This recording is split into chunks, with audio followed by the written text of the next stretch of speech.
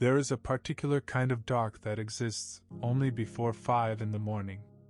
Not the dark of midnight, which still carries the residue of the day before, but the dark that has been sitting alone for hours, waiting for something to happen to it. If you have ever been awake in that hour, you know it has a texture. It presses on the chest a little. It makes the silence louder than sound. And it is, more often than we admit, the hour when a person finally stops pretending they are fine. I want to talk this morning about prayer. Not prayer as a performance, not prayer as a checklist item before breakfast, but prayer as the thing a person reaches for when they have run out of other options and the day ahead looks larger than the strength they have to meet it. I want to talk about strength that does not come from sleep, and peace that does not come from circumstances lining up the way we hoped. Because most of what gets taught about morning prayer assumes you are already strong enough to pray well. This is not that kind of teaching. This is for the ones who wake up already tired.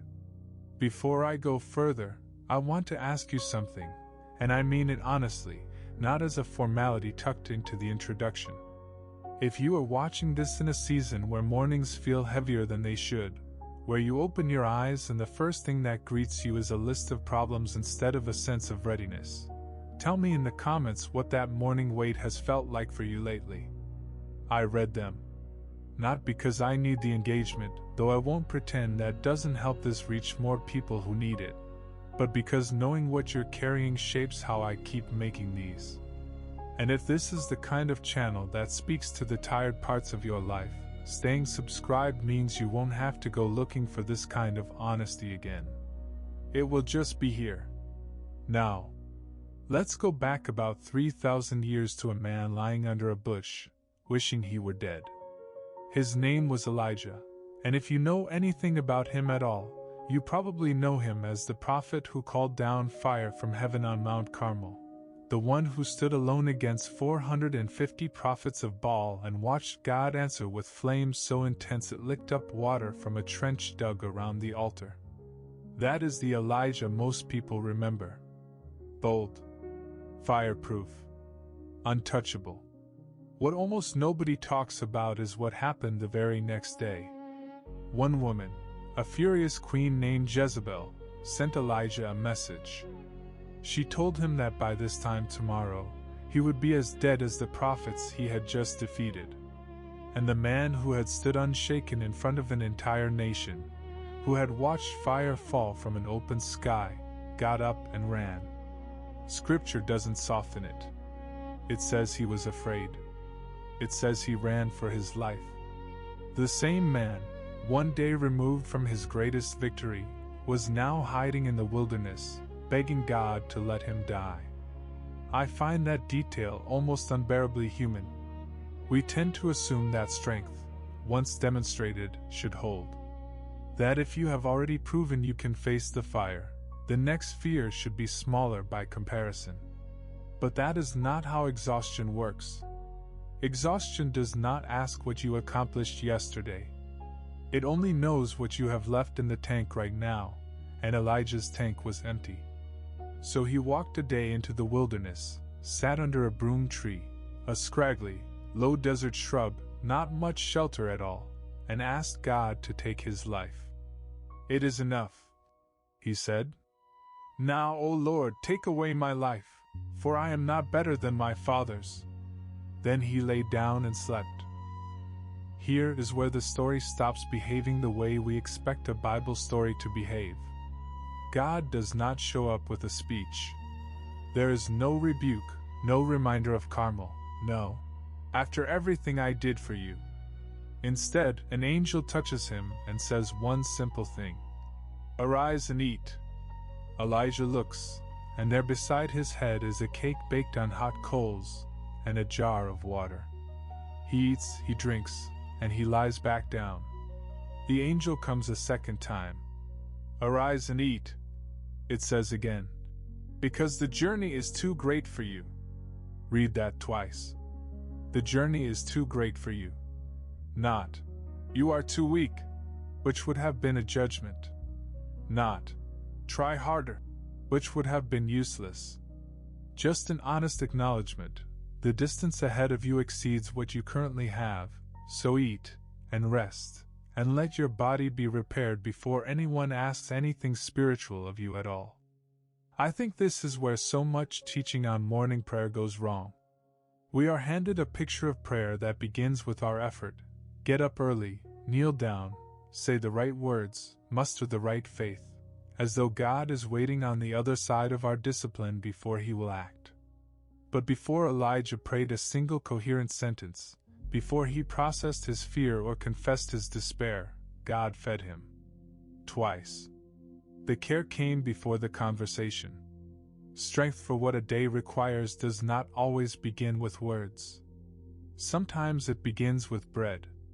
I don't say that to diminish prayer. We're going to get to prayer, and to the part of the story where Elijah does finally speak honestly to God, and it matters enormously. But I want you to notice the order. God did not require Elijah to pray his way into being strong enough to be helped. He helped him first, so that he would have the strength to pray honestly. That is worth sitting with if your mornings currently start with a mental list of everything you should be doing spiritually before you're allowed to ask God for anything. The angel didn't say, "Arise and confess your fear like a man of faith should." He said, "Arise and eat." There is something almost scandalous about how physical this rescue was. We tend to imagine spiritual crisis needing a spiritual solution, a verse, a sermon, a worship song. God's solution for a suicidal prophet was food, water, and sleep, administered not once but twice, because the first round of rest wasn't enough. The journey really was that great. The exhaustion really was that deep.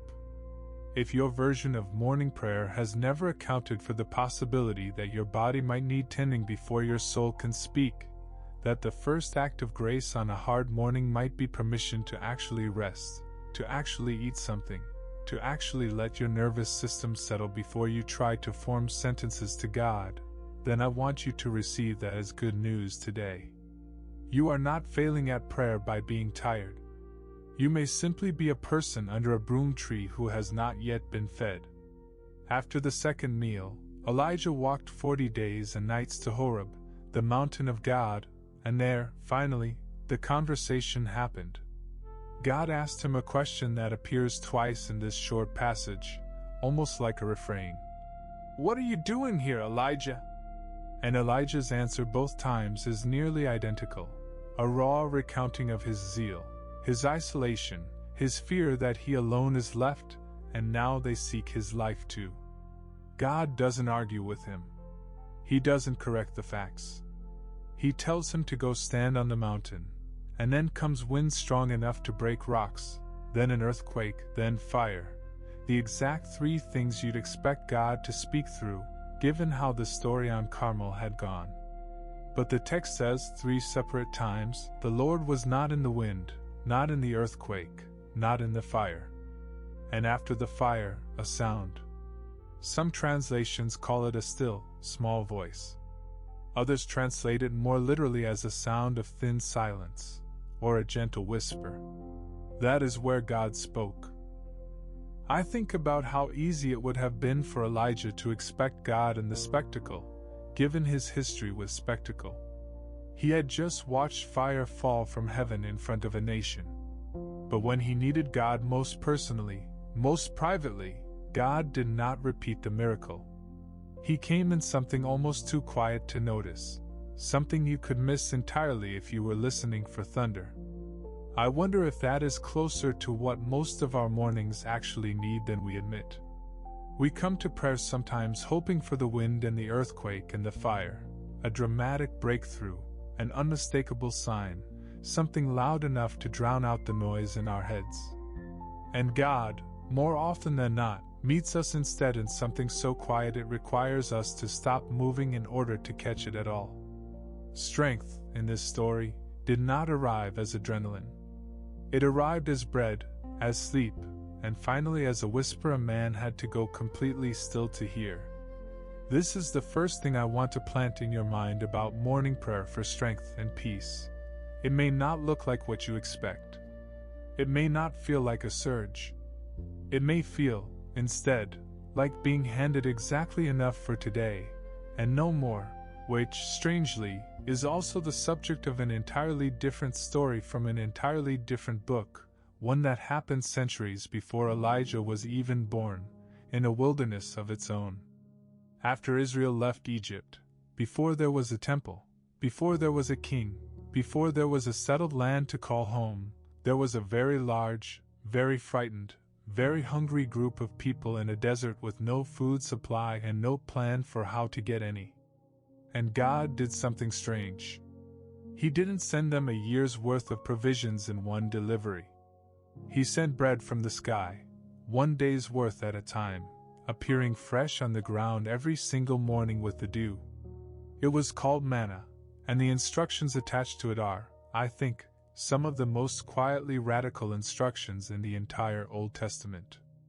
Gather only what you need for today. Don't try to store it overnight. If you do, by morning it will be full of maggots and stink. Except on the 6th day, gather double, because the 7th day is a Sabbath, and on that day, none will fall. Some people tried to hoard it anyway. Scripture says plainly that it bred worms and rotted. The provision that was meant to be received daily became something rancid the moment it was treated as something to stockpile. I don't think this is only a story about food. I think it's a story about the shape God seems to prefer when it comes to giving us what we need to function: strength, peace, clarity, courage. He tends to give it in daily portions, not lifetime supplies. And I understand why that frustrates us, because we would much rather be handed enough peace on a Tuesday to last us through the following December. We want the year's worth delivered up front, so we can stop needing to ask again tomorrow. But that isn't the pattern we're shown.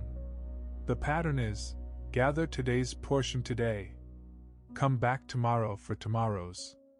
There is a kind of exhausted self-sufficiency that quietly assumes that needing God every single morning is a sign something is wrong with your faith. That a mature Christian should eventually stop requiring daily bread and graduate to running on reserves.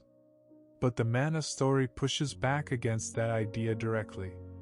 The people who tried to stockpile weren't demonstrating maturity. They were demonstrating distrust, and it spoiled in their hands overnight. Maybe the reason morning prayer keeps being morning prayer, generation after generation, culture after culture, is not because Christians haven't figured out a more efficient system yet. Maybe it's because the strength we need was never designed to be stored. It was designed to be gathered, fresh, in the presence of the one who makes it fall. I want to be careful here, because I know how this can sound if you're in a season where getting up early already feels like one more impossible task on a list you can't keep up with. This isn't a productivity system. This isn't, wake up at 5 or you're not serious about God. The Israelites who gathered manna weren't graded on their punctuality. Some gathered more, some gathered less, and the text says plainly that the one who gathered much had nothing left over, and the one who gathered little had no lack. It evened out. What mattered wasn't the amount of effort. It was the daily return to the source. So if this morning finds you without much strength to bring to your prayer, hear this clearly: the invitation was never to arrive strong. The invitation was to arrive and gather what's actually there, which is usually more than we assumed before we showed up. Let me tell you about a woman I'll call Marisol, though that isn't her real name. She isn't in the Bible. She's someone I heard about through a friend of a friend, the way these stories tend to travel, and I've held on to her situation for years because it captures something I can't say as well any other way. Marisol worked nights at a hospital, cleaning rooms after patients were discharged, and she had 2 kids at home who needed her present and functioning by 7 each morning regardless of how her shift had gone.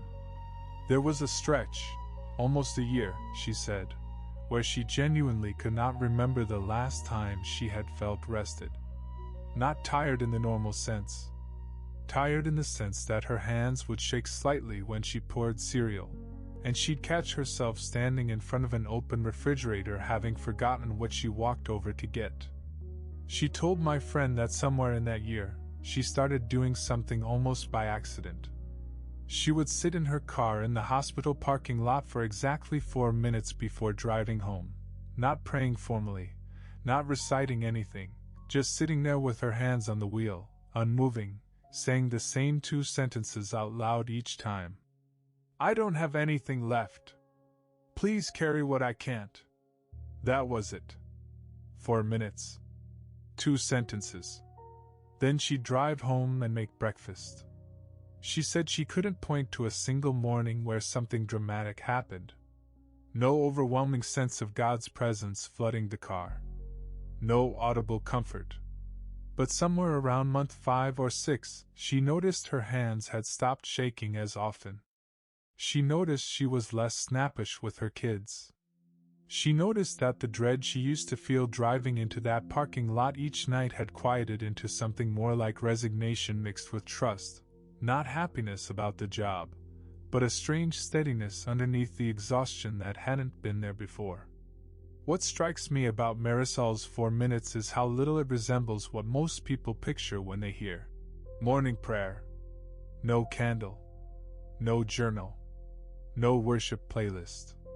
No extended time. Just an honest, repeated admission of insufficiency, offered daily, in a parking lot to a God she trusted more than she felt. I bring her up because I think a lot of us disqualify ourselves from the strength available to us because we've decided prayer has to look a certain way before it counts, has to last a certain length, has to include certain postures, has to feel a certain way emotionally. And if our version doesn't match that picture, we quietly assume we're doing it wrong, or worse, that God isn't really listening to something that small. But 2 sentences repeated honestly for 4 minutes, offered by someone with nothing left, moved something in that woman's life over the course of months. Not because the words were eloquent, because they were true, and they were consistent, and they were aimed at the right person.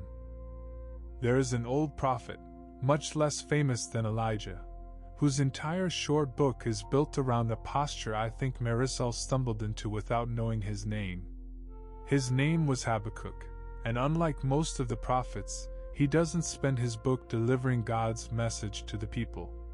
He spends it arguing with God directly, out loud, about why evil seems to be winning and God seems to be silent about it. After his complaint, after God gives him a strange and difficult answer, one Habakkuk clearly doesn't love, the prophet does something I think is the real heart of his book, tucked away in a single verse most people skip past. He says, I will stand on my watch, and set myself upon the tower, and will watch to see what he will say unto me, and what I shall answer when I am reproved. Read what he's actually doing. He has just argued with God. He has voiced real doubt, real frustration, real confusion about how the world is being run. And instead of storming off, or forcing himself to feel resolved before he's actually resolved, he climbs a tower and waits. He positions himself somewhere he can see, and he simply watches for what God will say next.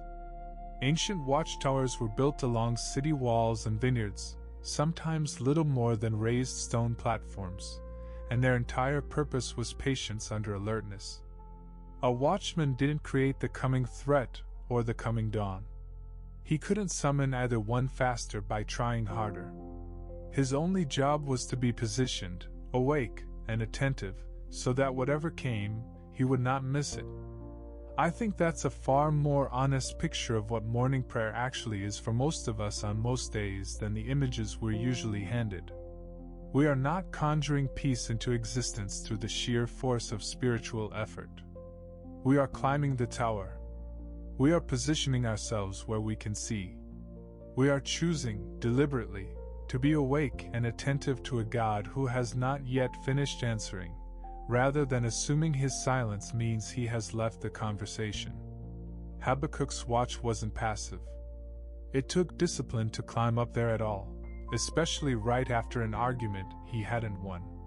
But it also wasn't frantic. He wasn't pacing the tower demanding an answer on his timeline. He set himself there and watched. There's a difference between striving for peace and positioning yourself to receive it, and I think that difference is the whole of what makes morning prayer sustainable over years instead of becoming one more spiritual discipline we abandon after a few motivated weeks in January. There's a third story I want to bring in now, quieter than the other two, almost domestic by comparison, and I think its quietness is exactly the point. It's the story of a widow named Ruth, a foreigner in a land that owed her nothing, gleaning leftover grain in a stranger's field at the beginning of a barley harvest because it was the only way she and her mother-in-law had any hope of eating. Gleaning meant walking behind the paid harvesters and picking up whatever stalks they dropped or missed, the leftovers, the scraps, the parts of the field nobody had bothered to secure for themselves. It was legal under Israelite law, provided for widows and foreigners and the poor precisely so they wouldn't starve, but it was also, by nature, uncertain work. You didn't know which field would be generous. You didn't know if the landowner would notice you and drive you off, or ignore you, or worse. Ruth simply got up that morning and went to work in a field, and the text says almost offhandedly that her hap was to light on a part of the field belonging unto Boaz. Her happenstance. That's the word the old translation uses, and there's something almost funny about how casually the narrator describes what turns out to be one of the most consequential mornings in the entire story. Because that field, and that landowner, changes everything. Boaz notices her. He instructs his workers to deliberately leave extra grain for her to find, to let her drink from the water they'd drawn, to make sure no one troubles her. What looked to Ruth like random chance, an ordinary morning of desperate, uncertain labor, was in fact a field she had been led into. I bring this up because so much of what we call morning prayer for strength and peace happens under exactly this kind of uncertainty. We get up not knowing what the day holds, not knowing which field we're walking into, not knowing whether today will be generous or hard. Ruth didn't have a promise waiting for her at the edge of that field. She had a decision to keep showing up, to keep gleaning, to keep doing the next needed thing, without any guarantee that today's field would be kind. What her story suggests, quietly, without fanfare, is that showing up faithfully to an uncertain day is itself a kind of prayer, even when it doesn't look like one. Ruth doesn't have a recorded prayer in this chapter.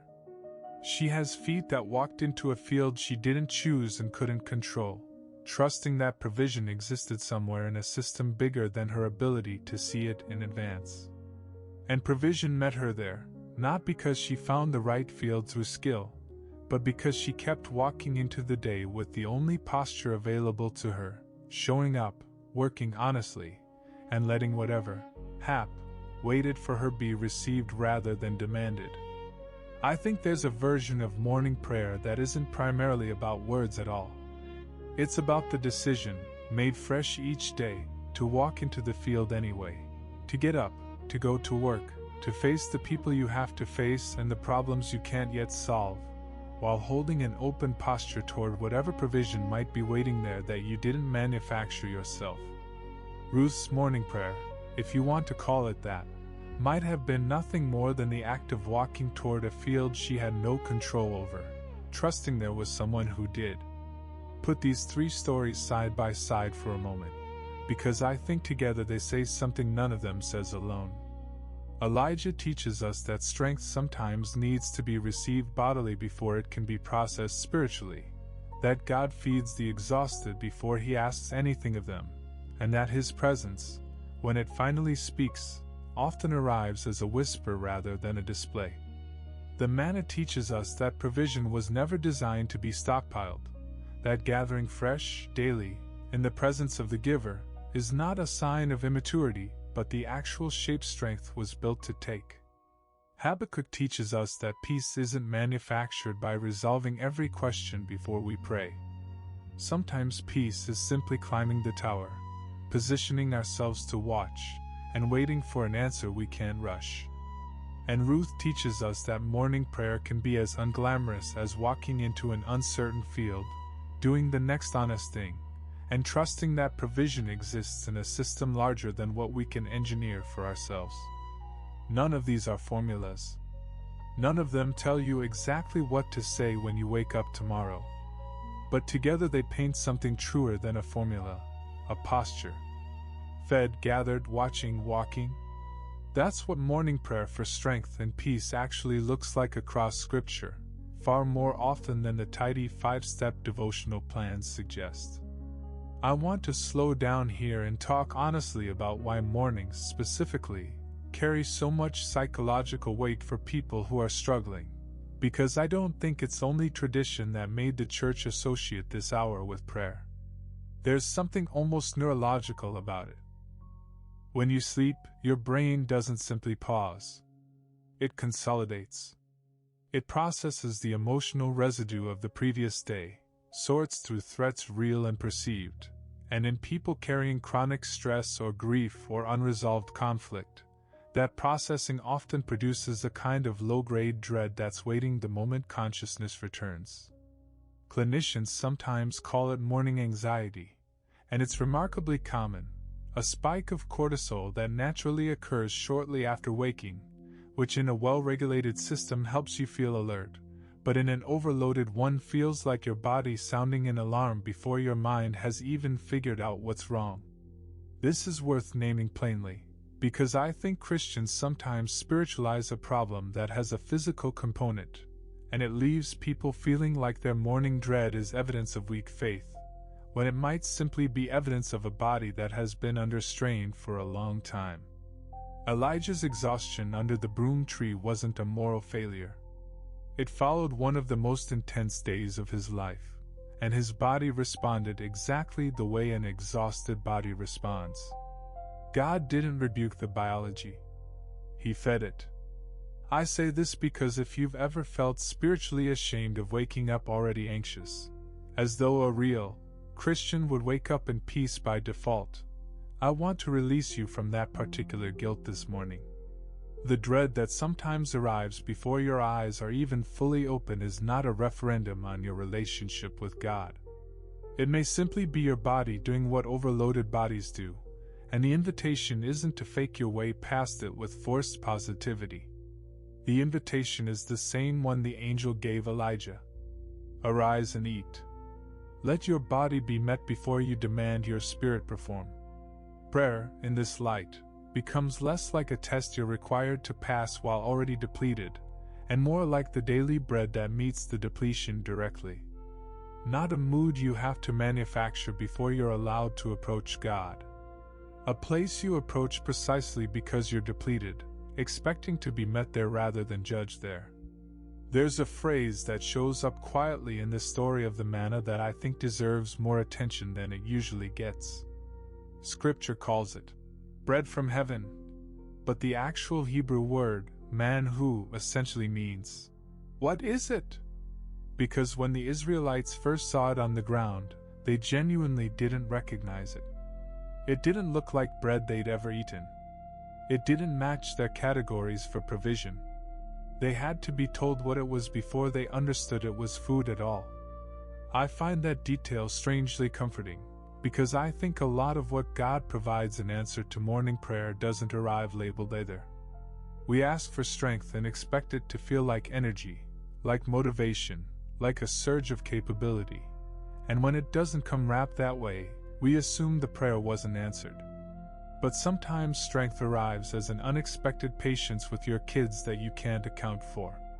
Sometimes it arrives as the ability to simply get through a hard conversation without falling apart, which felt impossible the night before.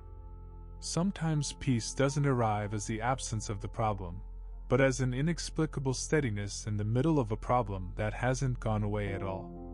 It doesn't always look like what we expected bread to look like.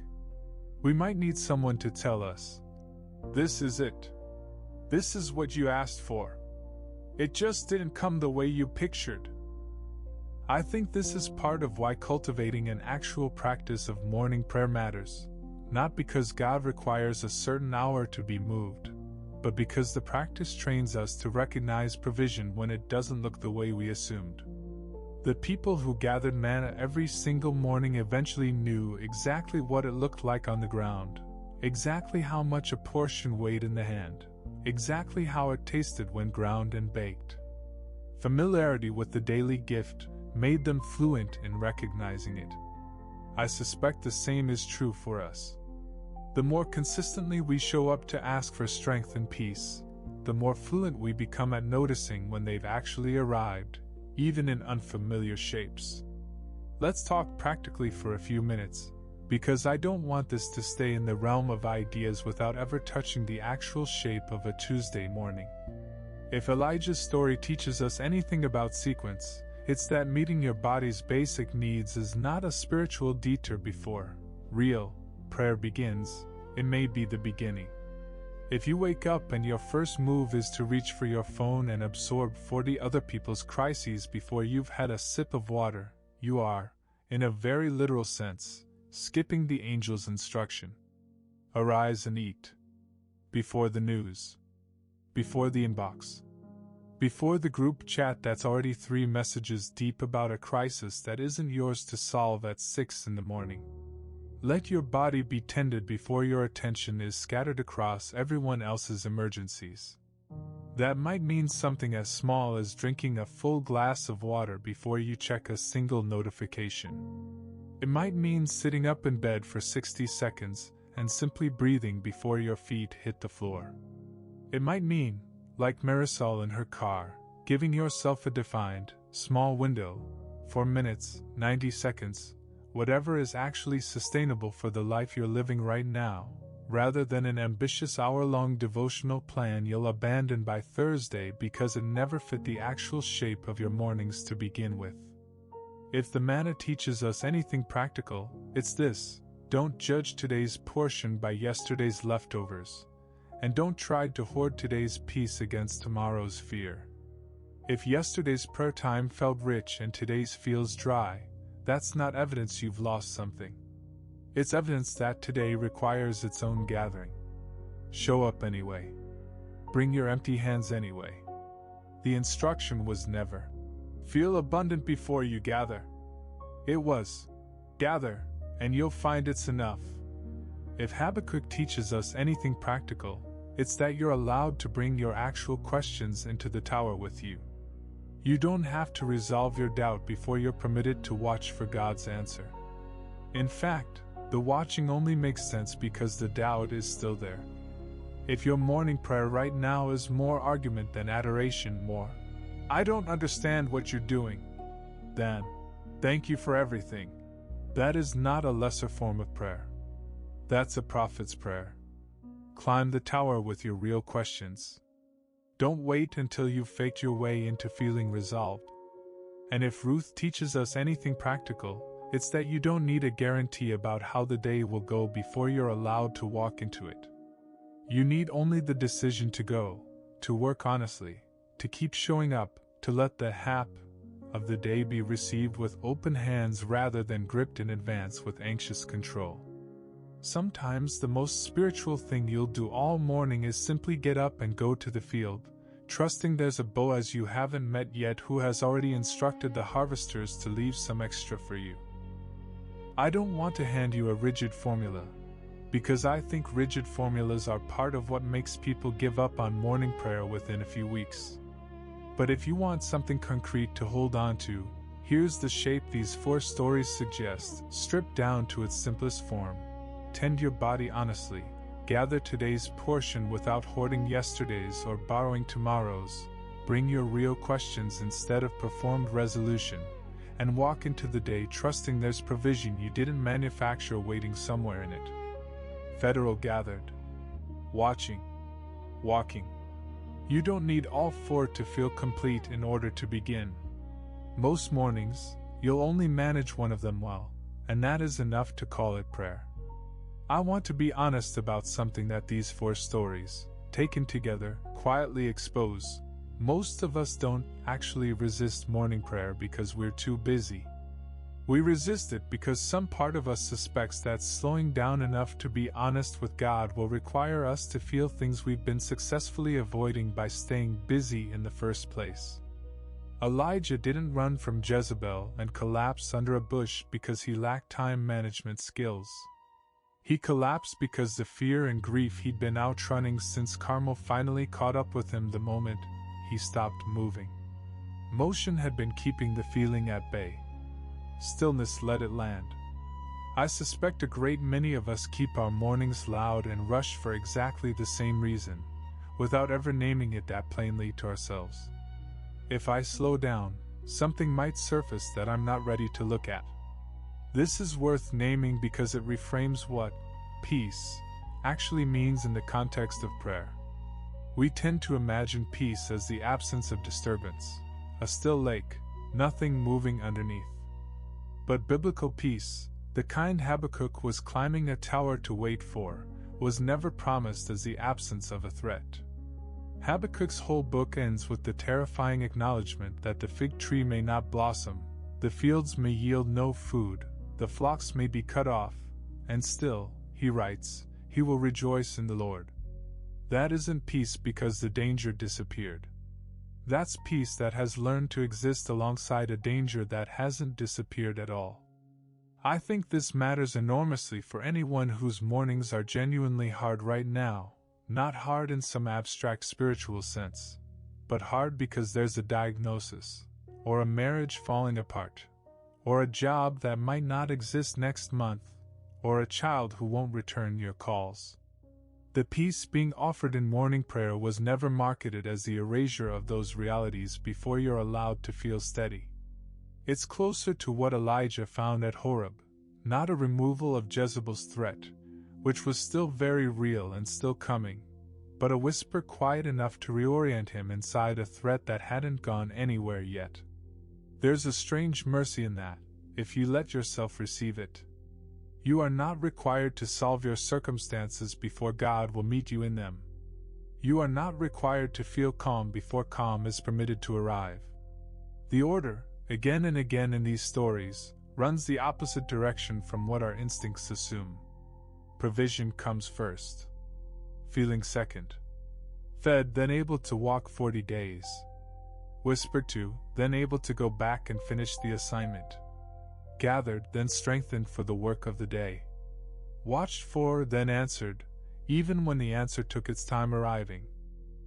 I keep returning to how undramatic most of this actually is in the text. No burning bush moment for Ruth.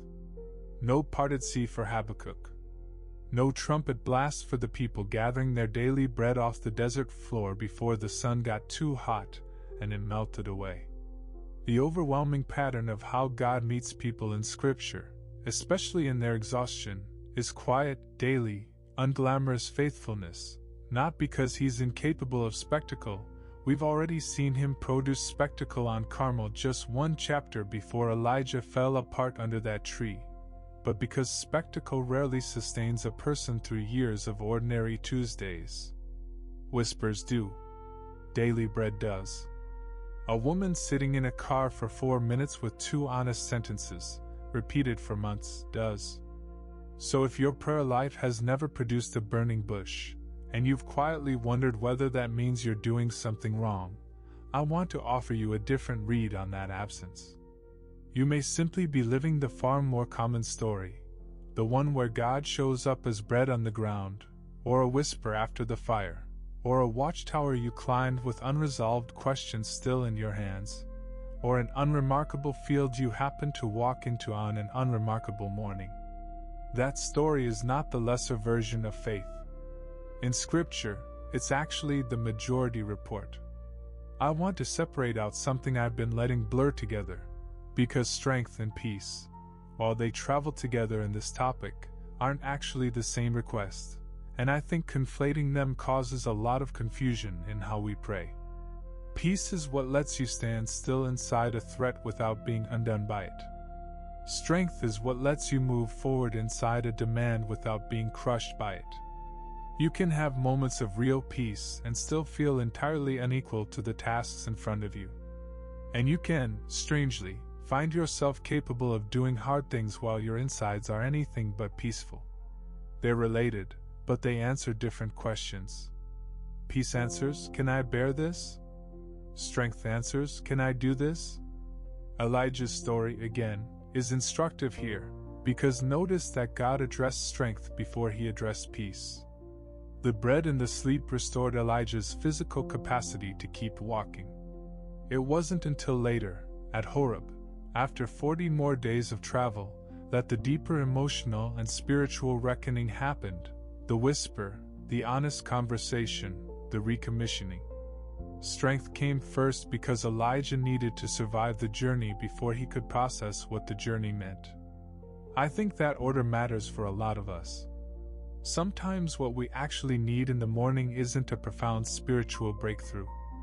It's simply enough functional capacity to get through the day without falling apart in front of people who are depending on us. That's not a lesser prayer. That's the bread and water under the broom tree. There's a cultural pressure, especially strong right now, that treats exhaustion as something to optimize your way out of. Better sleep hygiene, better morning routines, better supplements, better time blocking. None of those things are wrong, and some of them genuinely help. But none of them address the deeper question these stories are asking, which is not, how do I engineer myself into never being depleted again? But, what do I do in the mornings when I am depleted and there is no engineering my way out of it before I have to function anyway? That is the actual condition most people live in most of the time.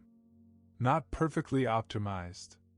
Genuinely running low, expected to perform anyway.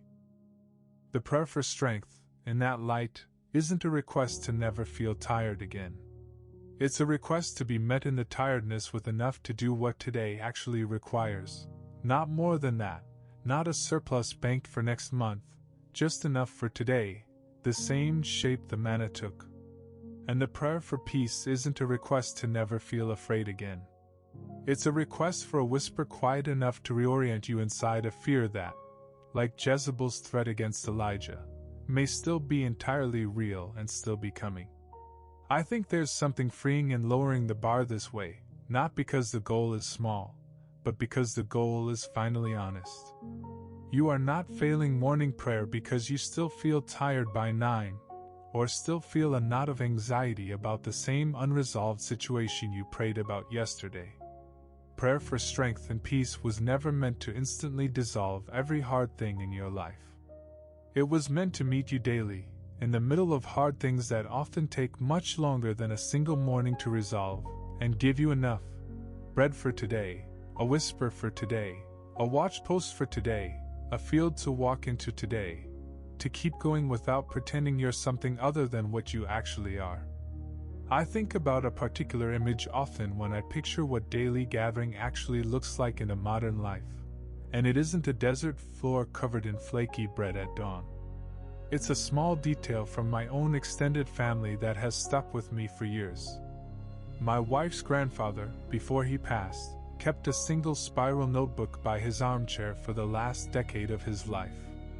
Every morning, before anyone else in the house was awake, he would write the date at the top of a page, and then just 3 or 4 lines underneath it, never more, sometimes less. Most of it wasn't eloquent. Some entries just said things like, "Tired again, knee is bad, asking for patience with our today." Our being his wife, my wife's grandmother, who by then had dementia advancing quickly enough that most mornings required an unusual amount of patience from a man well into his 80s. Other entries were barely more than a single sentence. "Thank you for another one. Don't know how to do this today, help me anyway." That kind of thing. After he died, the notebooks, there ended up being nearly a dozen of them, spanning those years, sat in a box for a while before anyone read through them. What struck the family most wasn't any single profound entry. It was the accumulation. Page after page after page of the same small, honest, undramatic act, repeated every morning for roughly 3,600 days in a row, through a season of caregiving that by any human measure should have worn him down to nothing. Somebody asked, reading through them, why he never seemed to write anything longer, anything more theologically developed, anything that read like it belonged in a devotional book. And the family's answer, the one that made the most sense to everyone who actually knew him, was that he wasn't writing for anyone else, ever, including himself later. He was gathering that day's portion. 3 or 4 lines. Whatever was true that morning. Then he closed the notebook and went to make her breakfast. I don't know that he ever read Elijah's story and consciously thought, I should only gather today's bread. I don't know that he was thinking about Habakkuk's watchtower when he sat in that chair before sunrise. But I look at those notebooks now and I see exactly the shape these stories describe, lived out by a tired old man who probably would have been embarrassed to hear anyone call what he was doing a spiritual discipline.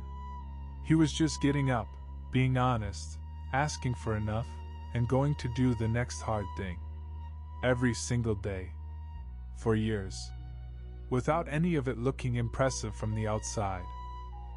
I think that's closer to what most of our morning prayers will actually look like too, if we're honest, not eloquent, not dramatic, rarely producing a story worth telling anyone at the time.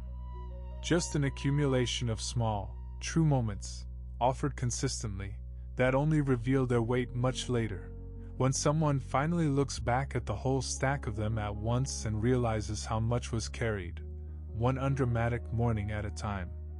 I want to close by doing something a little different than simply telling you about these stories.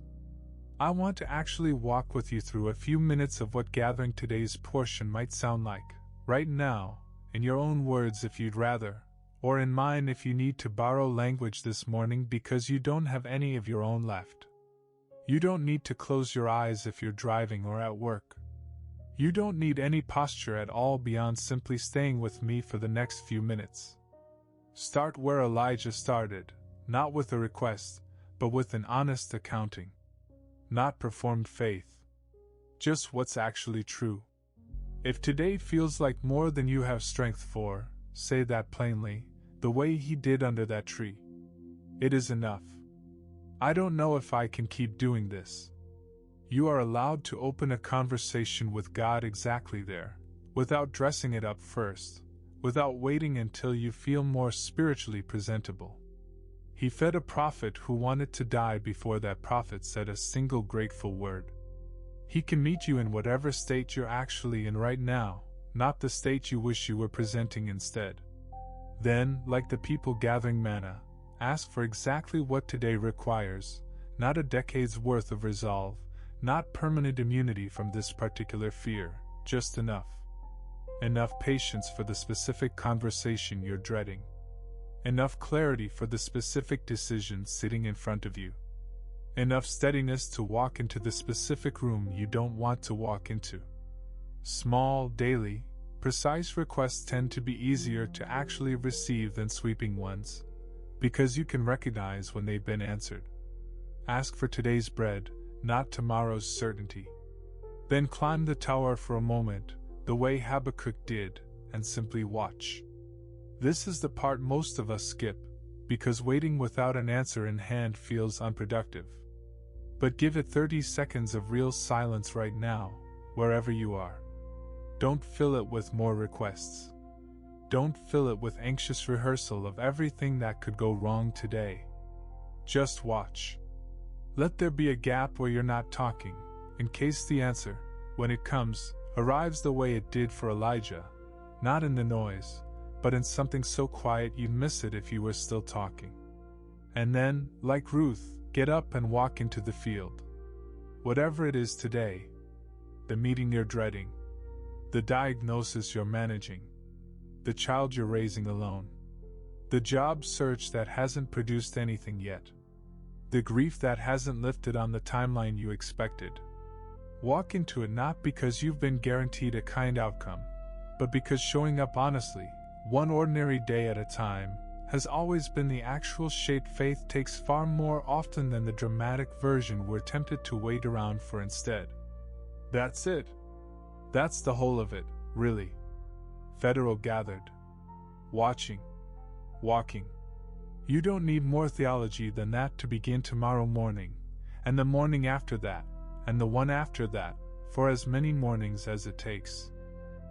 One more thing before we close, because I don't want to leave the impression that any of this becomes easy simply because it becomes familiar. Elijah, after Horeb, went right back out and kept doing hard, exposed, public work for years afterward. The whisper didn't retire him from difficulty. It recommissioned him into more of it, just with a steadier footing underneath. The Israelites gathered manna every single morning for 40 years, not 40 days. An entire generation lived and died, never once graduating out of needing that daily gathering.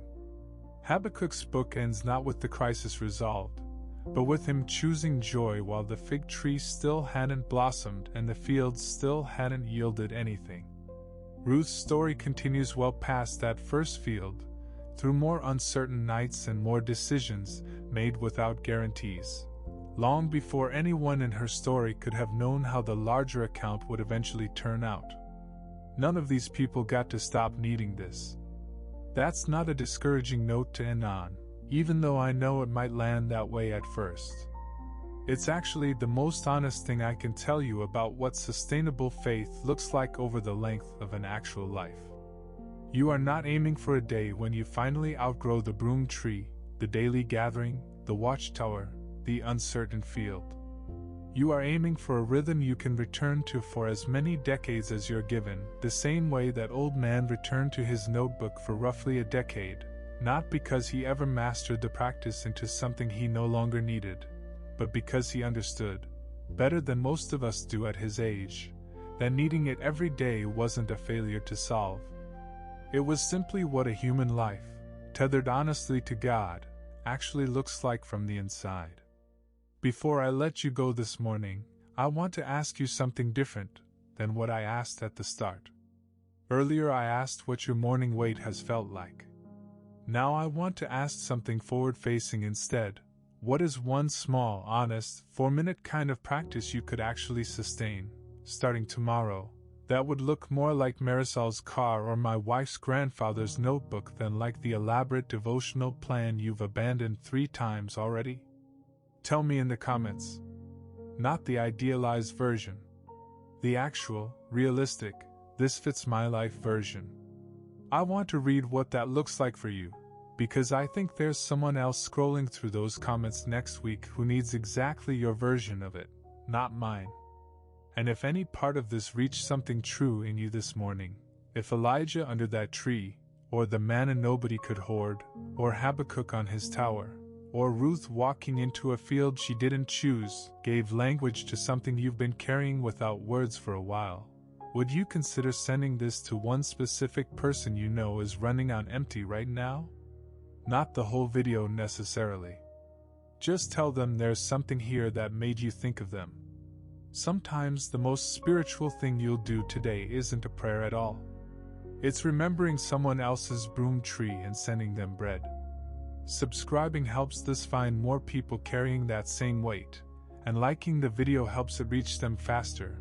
But honestly, a message to one tired person you love will probably do more good than either. I want to leave you with something older than any of the 4 stories we walked through this morning, actually, because it comes from instructions given to priests for blessing an entire nation, long before Elijah ever sat under that tree, before there was manna to gather, before Habakkuk climbed his tower, before Ruth ever set foot in that field. It's short. It was meant to be spoken over people at the start of things, not the end, which is part of why I think it belongs here, even at the close of this particular video, because every ending is really just tomorrow's beginning wearing a different name. The Lord bless you and keep you. The Lord make his face shine upon you and be gracious to you. The Lord lift up his countenance upon you and give you peace. That's the whole of it. Blessing. Keeping. A face turned towards you instead of away. Grace instead of what you actually deserve on a hard day. A countenance lifted, not lowered in disappointment at how little you brought to this morning. And peace, not the absence of the broom tree, not the absence of Jezebel's threat, not the absence of the tower or the field, or the uncertainty waiting in all three, but peace laid over the top of all of it anyway, because it was never contingent on those things resolving first. Wherever this finds you tomorrow morning, under whatever tree you've collapsed beneath, gathering whatever small portion is actually available to you, standing on whatever tower you've climbed with unresolved questions still in your hands, walking into whatever uncertain field the day requires, you are not required to arrive strong. You are only required to arrive. The bread is already on the ground. The whisper is already coming. The provision in that field has already been instructed to leave a little extra, just for you. Get some rest tonight if you can. And when the morning comes, whatever kind of morning it turns out to be, I hope you'll gather what's there, and find, the way so many exhausted, frightened, uncertain people before you have found, that it was enough. I'll see you in the next one.